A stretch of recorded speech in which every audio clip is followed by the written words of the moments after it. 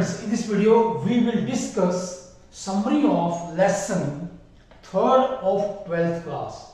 The lesson is electrochemistry.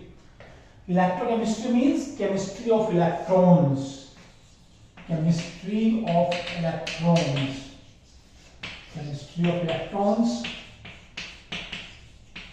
इसमें होता क्या है? देखिए, केमिस्ट्री की ये वो ब्रांच है जिसमें क्या है, केमिकल एनर्जी जब इलेक्ट्रिकल एनर्जी में कन्वर्ट होगी, chemical energy changes into electrical energy, electrical energy. और ये कैसे होगा भाई? किसी रिएक्शन में जो कि रिडॉक्स रिएक्शन होगी, इलेक्ट्रॉन्स किसी मीडियम के थ्रू मूव करते हैं। जब इलेक्ट्रॉन्स ऐसे मीडियम के थ्रू किसी मैटर के थ्रू चलते हैं, then the chemical energy is changed into electrical energy, maybe in heat energy also, वो अलग बात है, ठीक है। उल्टा भी हो सकता है कि इलेक्ट्रिकल एनर्जी को हम केमिकल एनर्जी में भी कन्वर्ट कर सकते हैं। Okay please, then what is conductor?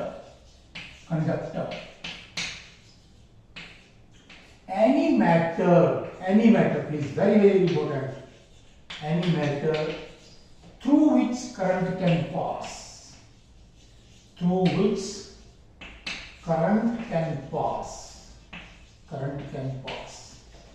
कोई भी पदार्थ जो अपने अंदर से करंट को गुजरने देता है वो क्या होता है? कंडक्टर होता है।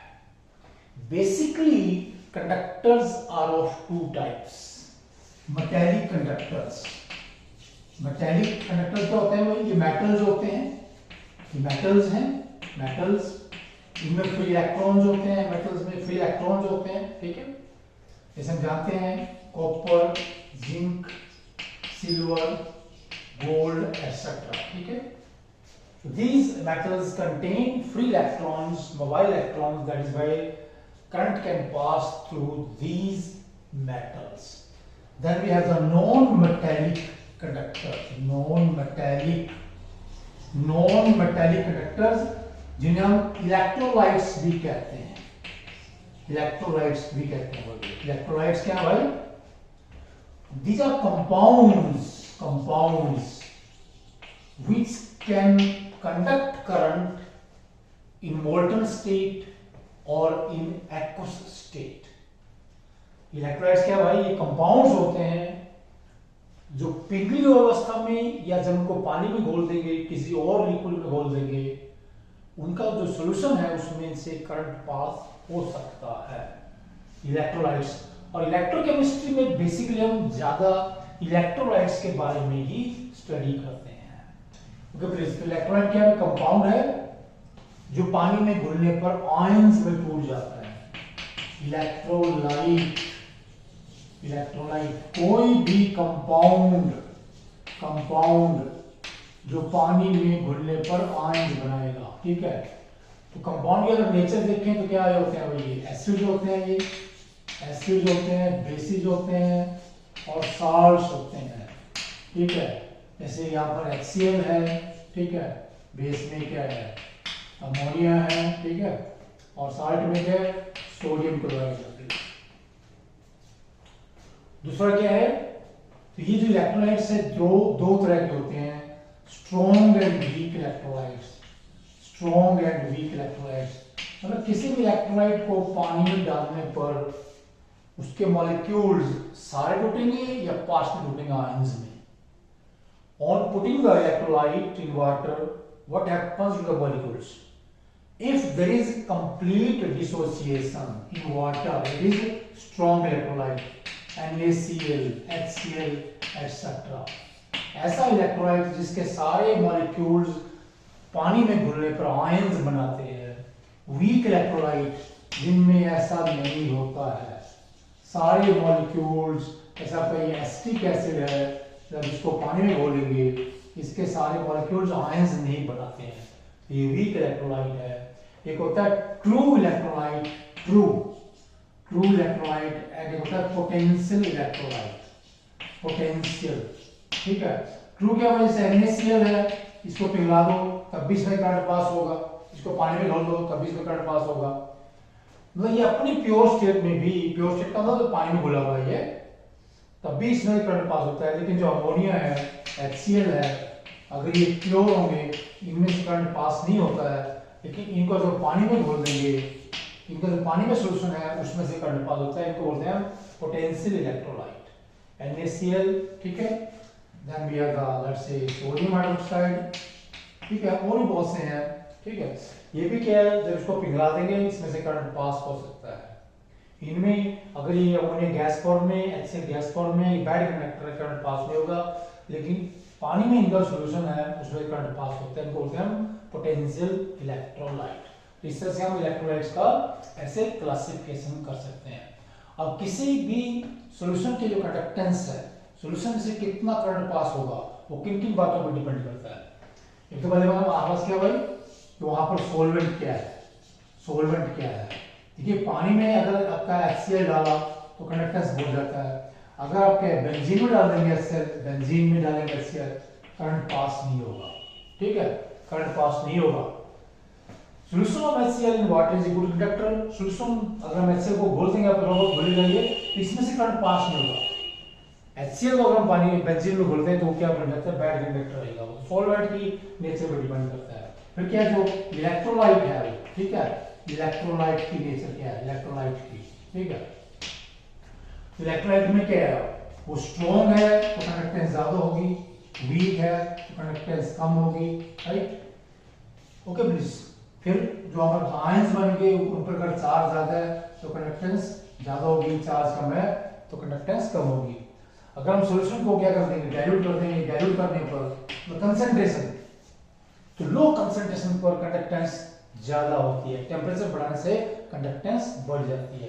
तो टेम्परेचर भी एक फैक्टर है यहाँ पर, ठीक है, temperature is the important factor also. ये कुछ फैक्टर्स हैं जिनके ऊपर किसी भी सॉल्यूशन की, तो एक होता है वहां पर सोल्वेशन, कि जो हमारे पास आयंस है, जो हमारा इलेक्ट्रोलाइट है, पांचवा फैक्टर है वो सोल्वेशन, और उसको बोलते हैं अगर पानी में घोलेंगे तो बोलेंगे हाइड्रेशन, हाइड्रेशन। तो जिन आयंस का हाइड्रेशन ज्यादा होता है वहां पर कंडक्टेंस कम होगी, क्योंकि आयंस क्या भारी हो जाते हैं, क्या हो जाते हैं, भारी हो जाते हैं, ठीक है, भारी। तो जिनका सॉल्वेशन कम होता है आयंस का, उनकी कंडक्टेंस ज्यादा होती है। तो हमने क्या बोला, ये सॉल्वेशन। और जो वाटर लिया हमने तो उसको बोलेंगे हाइड्रेशन। अगर वहां पर आपका सॉल्वेंट वाटर है उसको बोलेंगे हाइड्रेशन, हाइड्रेशन। इस तरह से हम डिस्कस कर सकते हैं क्या, कि किसी सॉल्यूशन की जो कंडक्टेंस है, किसी सॉल्यूशन में कितना करंट पास होएगा, वो किन किन बातों पे डिपेंड करता है। तो ये कुछ बातें हैं जो हमने यहाँ पर डिस्कस की है। अब आता है electrochemical cell, electrochemical cell, electrochemical cell, chemical cell, और सिंपली केमिकल सेल भी कहते हैं।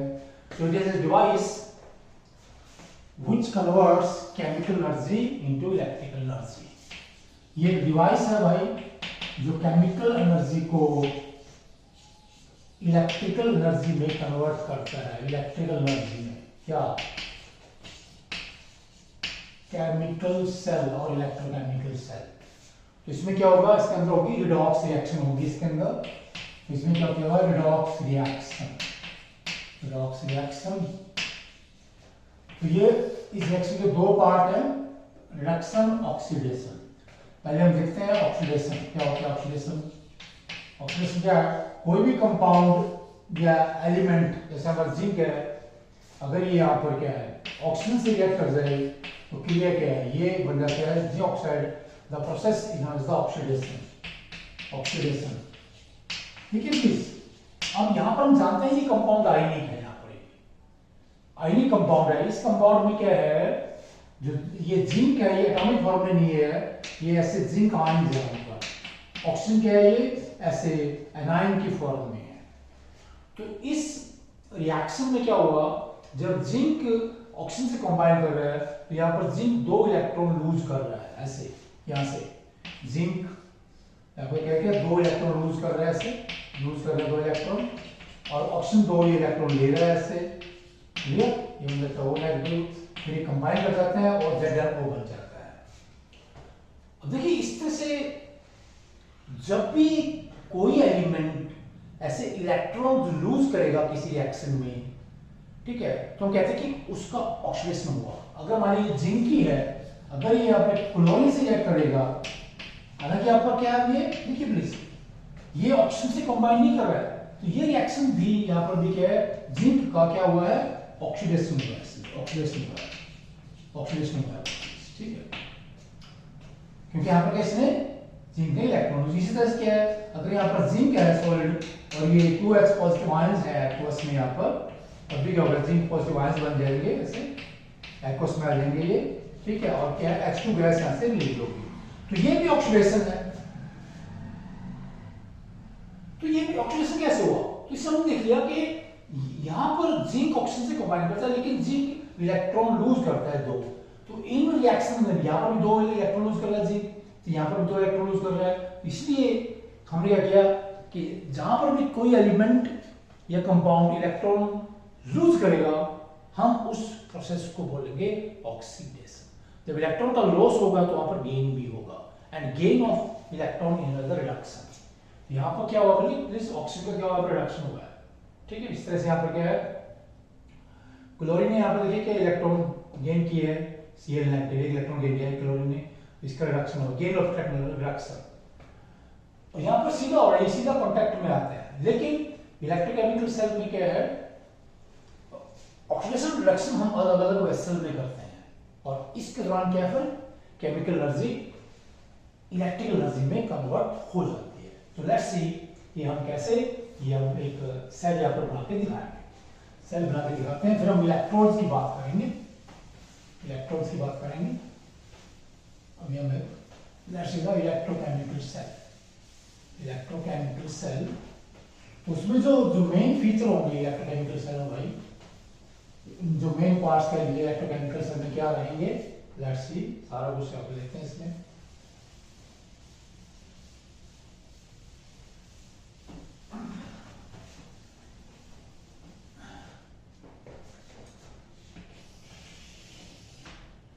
इलेक्ट्रोकेमिकल सेल,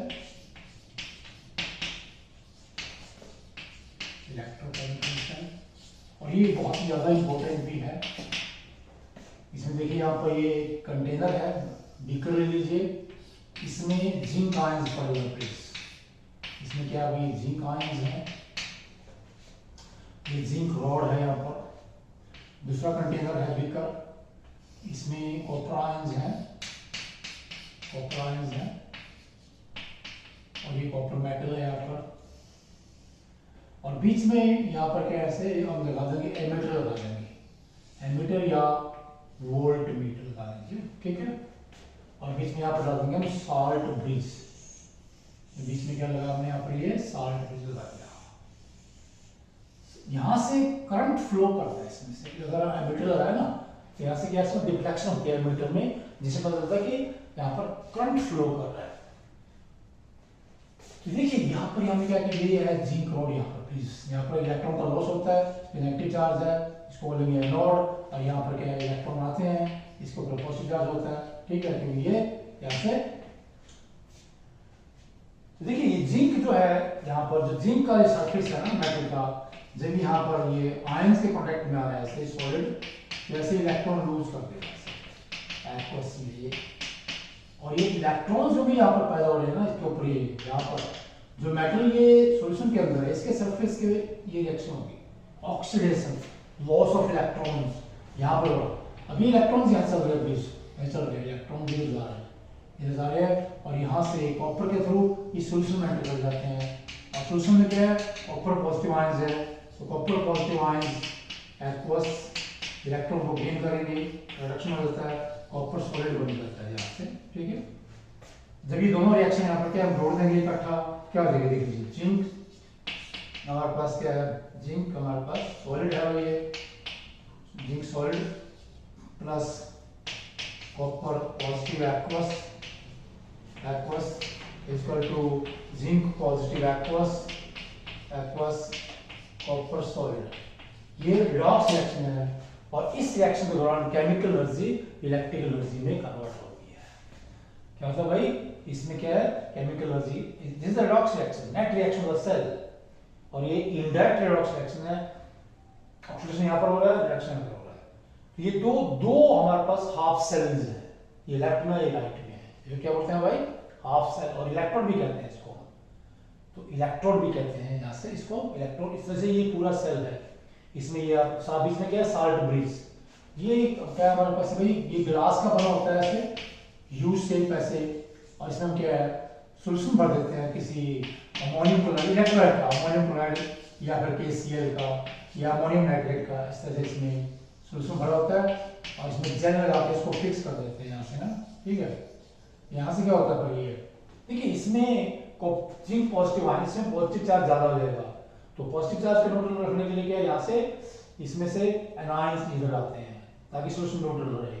इस तरह यहाँ पर क्या है, इलेक्ट्रॉन जा रहे हैं, ठीक है, तो कॉपर पॉजिटिव क्या है, बदल रहा है किसमें, न्यूट्रल एटम्स में, तो यहाँ से क्या है नेगेटिव चार्ज बढ़ जाएगा, इसलिए इधर से क्या है कैटायंस आ रहे हैं, ठीक है। तो साल्ट ब्रिज के थ्रू आयंस मूव करते हैं, इसको बोलते हैं इंटरनल सर्किट, और बाहर से इलेक्ट्रॉन्स मूव करते हैं एनोड से कैथोड की ओर, इसको बोलते हैं हम यहाँ से यहाँ तक, ये आपको क्या है, ये आउटर सर्किट है यहाँ से प्लीज, और ये देखिए अंदर यहाँ से पूरा ये क्या है, ये क्या है इंटरनल सर्किट है किसका, इलेक्ट्रोकेमिकल सेल का, और जो पूरा इसमें ये सर्किट पूरा हो जाता है, then electrons move from cathode to anode to cathode, and the conventional current, जो कन्वेंशनल करंट है वो क्या है, वो यहाँ से कैथोड से एनोड की ओर आता है। एनोड क्या है, जिस पर इलेक्ट्रॉन का लॉस होगा, the electrode at which there is loss of electrons or at which there is oxidation is known as the anode.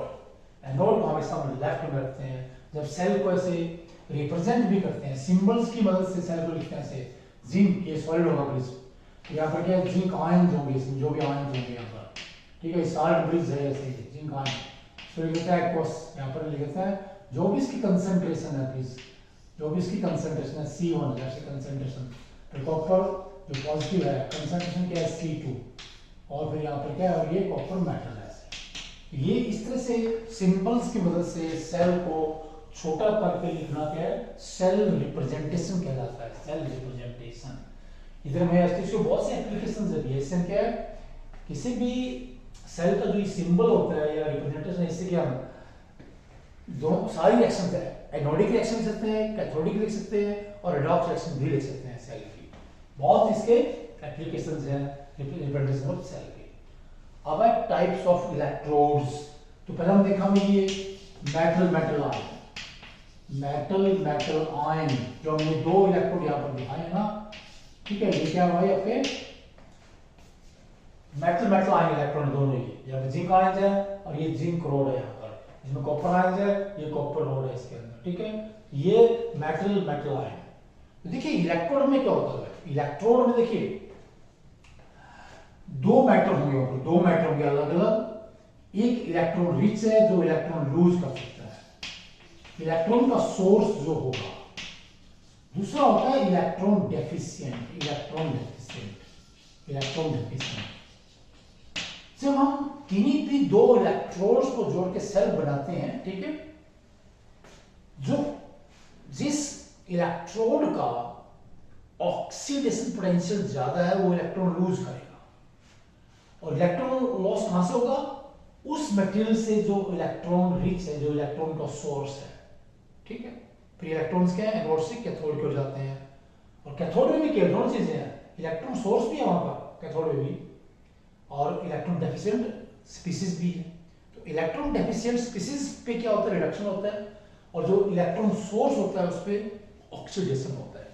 और ये देखिए प्लीज, कोई भी जो आपका इलेक्ट्रोड है अपने आप में ना वो एनोड है ना वो कैथोड है, जब दोनों को जोड़ के सेल बनाते हैं तब क्या है, उनमें से जिसका ऑक्सीडेशन पोटेंशियल, इलेक्ट्रॉन लूज करने की टेंडेंसी ज्यादा है, पावर ज्यादा, वो इलेक्ट्रॉन लूज करेगा, और जो दूसरा है उसको इलेक्ट्रॉन लेने पड़ेंगे, उस पर रिडक्शन होगा ही होगा, वहां पर रिडक्शन होना ही है, कोई उसमें चारा नहीं है उसका, कोई उसके ऊपर दूसरा कोई उसके ऊपर का क्या है, उसके पास कोई अल्टरनेटिव नहीं होता। क्या बोल रहा हूं मैं कि जब दो इलेक्ट्रोड जोड़ के सेल बनाते हैं, सर्किट पूरा होता है। जिस इलेक्ट्रोड का इलेक्ट्रॉन देने की पावर ज्यादा है वहां पर ऑक्सीडेशन होगा, दूसरे पे रिडक्शन होना ही होना है। दूसरा क्या भाई, मेटल एमल्गम। कई बार मेटल क्या है, वो मर्करी के साथ जुड़ता है, मर्करी को होता है मेटल एमल्गम, ठीक है, मेटल एमल्गम मर्करी होता है वहां पर प्लीज, मेटल एमल्गम इलेक्ट्रोड, ठीक है। फिर ये क्या होता है भाई, ये इनर्ट इलेक्ट्रोड, इनर्ट इलेक्ट्रोड और सेंसिंग इलेक्ट्रोड कहते हैं इसको, inert electrode, inert electrode, inert electrode और सेंसिंग इलेक्ट्रोड।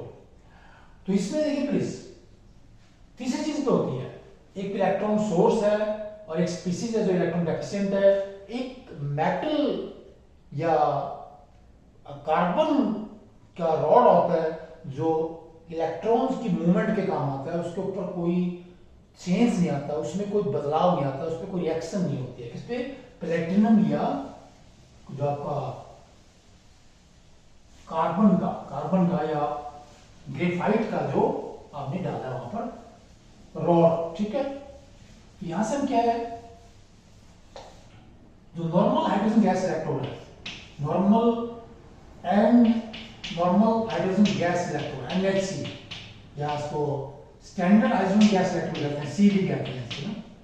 इसका एग्जांपल लेते हैं, ये किसका है, यहाँ पर ये इनर्ट इलेक्ट्रोड जो बोल रहा हूं उसका एग्जांपल है, गैस इलेक्ट्रोड भी कहते हैं इसको, यहाँ पर गैस इलेक्ट्रोड भी कह सकते हैं। दो एग्जांपल लेने जा रहे हैं यहाँ पर इसका, हाइड्रोजन का। तो एक कंटेनर यहाँ पर भाई सीधी सी बात यह है, कंटेनर है, ठीक है, कंटेनर है, इसमें वन मोलर कह लीजिए, एक ही बात होती है, HCl है, 1 मोलर HCl सॉल्यूशन है यहाँ पर ये, और इसमें ये प्लेटिनम वायर है। तो ये इनर्ट वायर है भाई, इनर्ट इलेक्ट्रोड है ये जो यहाँ पर प्लेटिनम वायर है। इसमें क्या है, यहाँ पर प्लेटिनम की एक फॉइल लगी होती है नीचे ऐसे पत्ती, ताकि सरफेस एरिया बढ़ जाए, और इसमें प्लेटिनम ब्लैक की कोटिंग होती है, और इसमें हम क्या है, हाइड्रोजन गैस डिसॉल्व कर देते हैं भाई, H2 गैस यहाँ पर 1 एटमॉस्फेरिक प्रेशर पर डिसॉल्व होती है, और इस तरह से जो अरेंजमेंट बन गया हमारा, इसके मतलब नॉर्मल हाइड्रोजन गैस इलेक्ट्रोड और standard hydrogen gas electrode, right, it is very very important. और इसका इलेक्ट्रोड पोटेंशियल हम अज्यूम करके चलते हैं और वो 0 लेते हैं, 0 वोल्ट होता है, ये बहुत ही इंपॉर्टेंट है क्या। हालांकि ये सही नहीं है इससे, लेकिन हमने एज्यूम कर लिया है क्या, या जो आपका स्टैंडर्ड हाइड्रोजन गैस इलेक्ट्रोड है इसके इलेक्ट्रॉन लेने और देने पर हमने 0 एज्यूम कर लिया, it has the 0 oxidation potential और 0 रिडक्शन पोटेंशियल, और you can say 0 electrode potential, 0 electrode potential. और इसकी मदद से क्या है, जो दूसरे इलेक्ट्रोड्स हैं उनका इलेक्ट्रोड पोटेंशियल निकालेंगे और इलेक्ट्रोड पोटेंशियल को ठीक से डिफाइन भी करेंगे नेक्स्ट लेक्चर में, क्योंकि हम थोड़ा इसको हम ब्रीफ और शॉर्ट रखना चाहते हैं, ये समरी है। ओके प्लीज, थैंक्स, नमस्कार।